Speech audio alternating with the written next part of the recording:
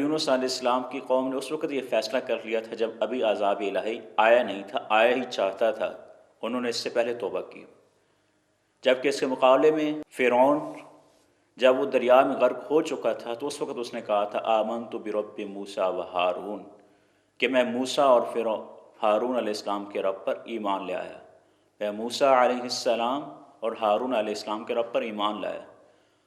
تو اللہ تعالیٰ نے اس موقع پر قرآن مجید میں فرمایا قال آمنتم لہو، کیا تم ابھی ایمان لے آئے ہو کہ جب تک تم آپ پانی میں غرق ہونے لگو تب تمہیں یقین آیا ہے؟ اسی طرح قرآن مجید میں ہمیں قارون کا واقعہ ملتا ہے کہ قارون کو جب زمین میں دھسایا جا رہا ہوتا ہے تو اس وقت حضرت موسیٰ علیہ السلام سے مطالبہ کرتا ہے کہ موسیٰ علیہ السلام میرے لیے دعا کرو کہ میں اس تکلیف سے نکل جاؤں۔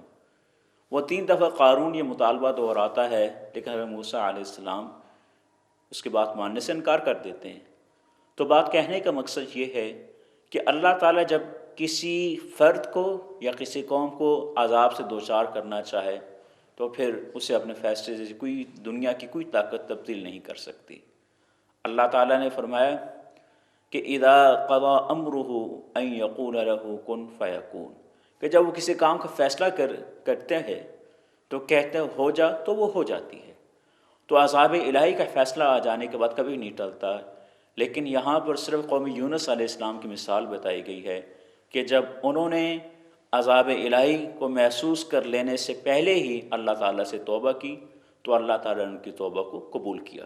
قرآن مجید کی سورۃ الصاد میں اللہ تعالیٰ ارشاد فرماتے ہیں وَإِنَّ يُونُسَ لَمِنَ الْمُرْسَلِينَ إِذْ أَبَقَ إِلَى الْفُلْكِ الْمَشْحُونِ فَسَاهَمَ فَكَانَ مِنَ الْمُدْحَضِينَ فَالْتَقَمَهُ الْحُوتُ وَهُوَ مُلِيمٌ فَلَوْلَا أَنَّهُ كَانَ مِنَ الْمُسَبِّحِينَ لَلَبِثَ فِي بَطْنِهِ إِلَى يَوْمِ يُبْعَثُونَ فَنَبَذْنَاهُ بِالْعَرَاءِ وَهُوَ سَقِيمٌ وَأَنبَتْنَا عَلَيْهِ شَجَرَةً مِّن يَقْطِينٍ وَأَرْسَلْنَاهُ إِلَى 100 أَلْفٍ أَوْ يَزِيدُونَ فَآمَنُوا فَمَتَّعْنَاهُمْ إِلَىٰ حِينٍ۔ ان آیات کریمہ کا تعلق سورۃ الصافات سے ہے جو کہ 23ویں پارے کی سورہ ہے۔ ان آیات کریمہ میں اللہ تعالیٰ حضرت یونس علیہ السلام کے واقعے کو بیان کرتے ہیں۔ سب سے پہلے جب اس بات کا آغاز کرتے ہیں تو فرماتے ہیں وَإِنَّ يُونُسَ لَمِنَ الْمُرْسَلِينَ، کہ بے شک یونس علیہ السلام لمن المرسلین رسولوں میں سے تھے۔ اذ ابق الی الفلک المشحون، جب وہ کشتی سے اذ ابق الی الفلک المشحون فساہم فکان من المدحضین۔ اب ہم ان آیات کریمہ کے ترجمے کی طرف بڑھتے ہیں۔ اللہ تعالیٰ فرماتے ہیں وَإِنَّ يُونُسَ لَمِنَ الْمُرْسَلِينَ، اور بلا شبہ یونس علیہ السلام نبیوں میں سے تھے۔ اذ ابق الی الفلک المشحون، جب بھانگ کر پہنچے بھری کشتی پر۔ فساہم فکان من المدحضین، پھر قرآن اندازی ہوئی تو یہ مغلوب ہو گئے۔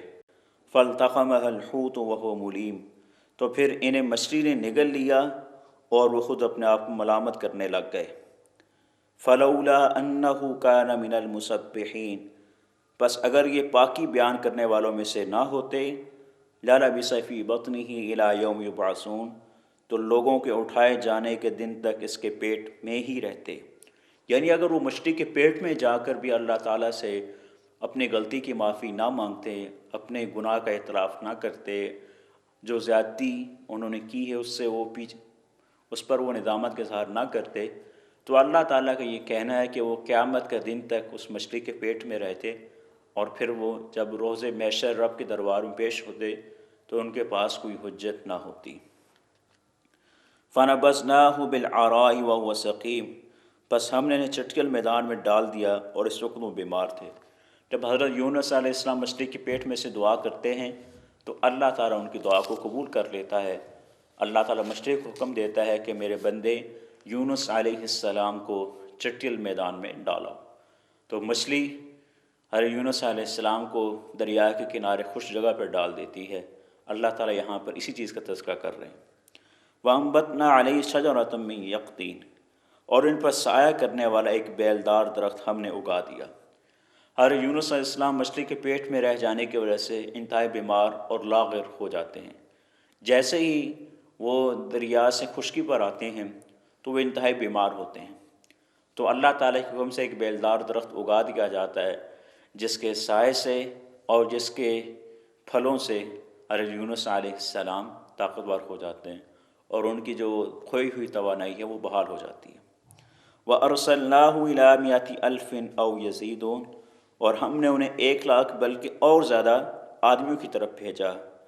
فَآمَنُوا فَمَتَّعْنَاهُمْ إِلَىٰ حِينٍ، پس وہ ایمان لائے اور ہم نے انہیں ایک زمانہ تک عیش و عشرت دی۔ یہ قرآن مجید کا وہ دوسرا مقام ہے جس کا ذکر اللہ تعالیٰ نے حضرت یونس علیہ السلام ان کی قوم کے حوالے سے کیا ہے۔ اس کے بعد سورۃ الانبیاء کی طرف پڑھتے ہیں تو وہاں پر حضرت یونس علیہ السلام کی دعا کو بھی نقل کیا گیا ہے۔ آیات کریمہ میں اللہ تعالیٰ ارشاد فرماتے ہیں وَظَنُّونِ إِذ ذَّهَبَ مُغَاضِبًا فَظَنَّ أَن لَّن نَّقْدِرَ عَلَيْهِ فَنَادَىٰ فِي الظُّلُمَاتِ أَن لَّا إِلَٰهَ إِلَّا أَنتَ سُبْحَانَكَ إِنِّي كُنتُ مِنَ الظَّالِمِينَ۔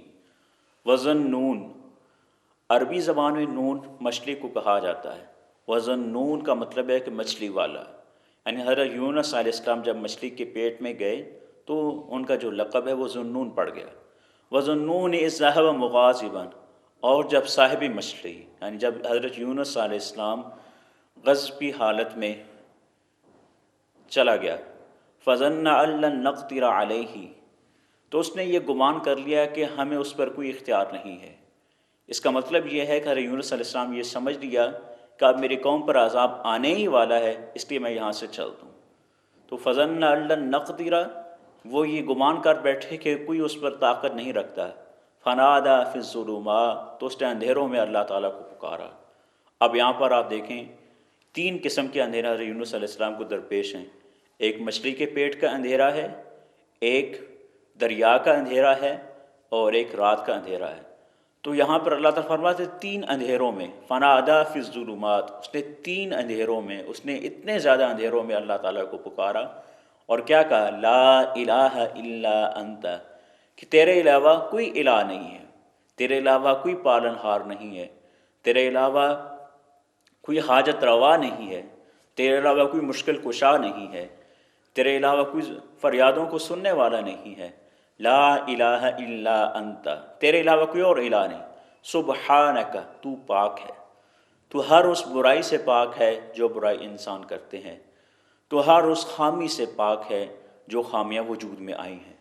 سبحانک، تو پاک ہے، انی کنت من الظالمین، بے شک میں ظلم کرنے والوں میں سے ہوں، بے شک میں زیادتی کرنے والوں میں سے ہوں، بے شک میں جرم کرنے والوں میں سے ہوں۔